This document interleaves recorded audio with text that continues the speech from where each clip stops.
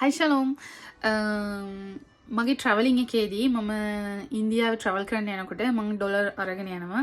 එතකොට ගිහින් එයාපෝට් එකේ මම සල්ලි මාරු කරනවා. සල්ලි මාරු කරලා ඉවරනට පස්සේ යාලා 110ක් කපා ගන්නවා ටැක්ස් එක කියලා.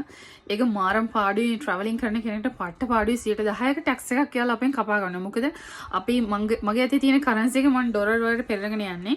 ඊට පස්සේ මම එතනට ගිහලා ආපහු ඉන්දියන් කරන්සි වලට පෙරලනවා. මේ කරන්සි වලට පෙරලනවා.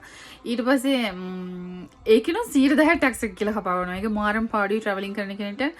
කිසිම කෙනෙක් ඉන්දියන් එයාපෝට් එකේ සල්ලි මාරු කරන්න එපා. ඒක මාරම් පාඩුයි. ඔයාලට සල්ලි මාරු කරගන්න ඕන නම් එළියේදී සල්ලි මාරු කරගන්න. එළියට ගිහිල්ලා ඒක හොඳයි. ඒක 110ක් එතන කැපෙන්නේ නැහැ. නමුත් අපි එයාපෝට් එකකින් සල්ලි මාරු කරනවා නම් අනිවාර්යයෙන්ම 110ක් කියලා කපා ගන්නවා. මොකද අපි ටැක්සි ගන්නවා. අපිට ඕන ට්‍රාන්ස්පෝර්ටේෂන් අපි හදා ගන්නවා. එතකොට එයාලා මේ ටැක්ස් කියලා අපෙන් ගන්නවා. ඉතින් අපිට ඒක හරියම පාඩුයි. ට්‍රැවලින් කරන කෙනෙක්ට පට්ට පාඩුයි. ඔයාලා ට්‍රැවල් කරනවා නම් ඉන්දියාවේ